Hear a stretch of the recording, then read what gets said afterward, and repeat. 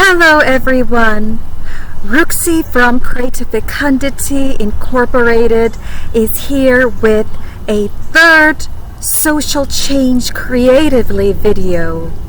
In the last video of this series, I was explaining the importance of community councils and how our social change begins and needs to be centered in our communities. You have often heard the expression, home is where the heart is. So if our homes are in struggles and turmoil, we cannot rest at any level of our society. Our focus on leadership needs to be in our homes and the communities around our homes or our local neighborhoods and environments. Change starts within them and permeates throughout each level, from our local, state, to our national and international governments. To overcome institutional inertia, we need to begin locally. And we begin locally by forming community councils which address the issues and concerns of each member of our local environment and community.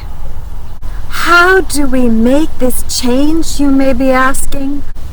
Well, it starts with the people in our neighborhoods, with whom we can set up these community councils that people from the neighborhoods can approach during any time of the day, evening, or night. There will be designated individuals from the community with whom we approach during the day, afternoon, and evening to help us address the struggles and difficulties we face.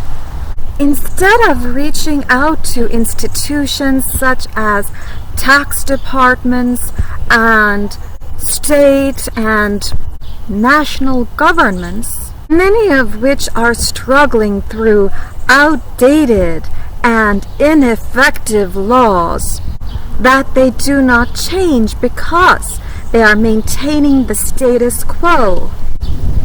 We need effective community councils to address our woes at the local level. Our lives take place locally, in our communities. For example, I went through a computer crash the past week, and my minority community helped me out of that technological crisis. They also transformed me, as you see from my haircut, to leave the burdens of lengthy hair and liberate myself with this short hairdo and experience the feeling of freedom. I owe gratitude to my minority community, especially my mother, who has been through many struggles, yet she perseveres in procuring and establishing a healthy and happy home for all of us, not only during our childhood, but even now into our young adulthood, a place where we can find refuge from the hardship and insurmountable obstacles we endure. Just like the communities of tangerine lilies and snow chrysanthemums that you see behind me, we need to rely on our community to raise and strengthen the conditions of all our struggling community members from misery to relief, and from relief to mutually supported sustainability. At the community level is where we teach principles of racial and gender equality to help every individual of every race, gender, and existence to feel valued and loved. Decision-making starts in our communities, where we change laws, especially the discriminatory and unjust laws that we find are being issued by our tax departments, such as Article 9A of New York, which taxes individual small businesses and corporations that earn $0 with a baseline fee of $25 to cover intellectual property protection. However, this law overlooks economic and health crises such as those induced by our current pandemic, as well as racial historical injustices such as economic inequalities, where minority small business owners like me are prevented from owning our own small businesses due to these burdensome taxes. When I approach tax departments and other governmental institutions, such as our city and state governments, I am met with a refusal to change these laws because they are deemed fair due to their applicability to everyone.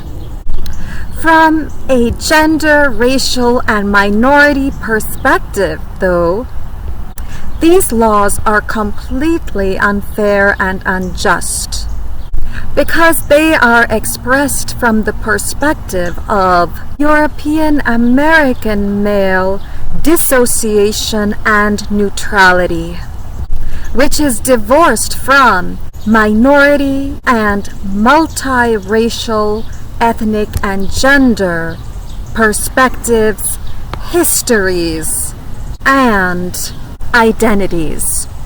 Since these laws were formed from European American masculine perspectives, those are the very perspectives that they promote, while rendering invisible the perspectives and voices of women, minorities, indigenous groups, and animals among the life forms on our earth.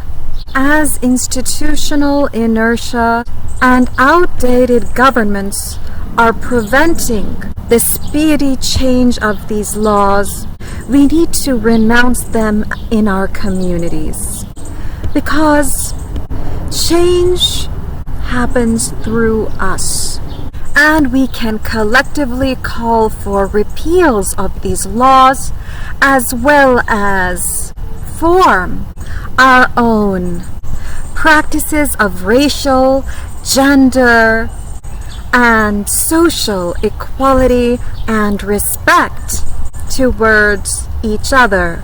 We can incorporate changes for social equality and justice in our everyday living and interactions, instead of reaching towards hierarchical governing institutions. We at the local community levels need to be supported by those hierarchical governing institutions, such as our state, national, and international governments, legislatures such as Congress, judicial Supreme Court, and all administrative bodies. In the United States, we need to return to indigenous leadership, as our indigenous brethren are the original residers and leaders of the United States and the Americas, just as they had a focus and emphasis on the community, we need to return to our community so that each one of us can thrive. And each one of us is not invisible, but prominent. When we focus on supporting and raising our communities, we bring about social change for gender, racial, economic, and social equality and justice.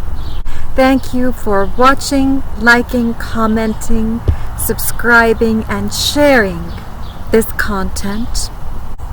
I leave you with change from community all across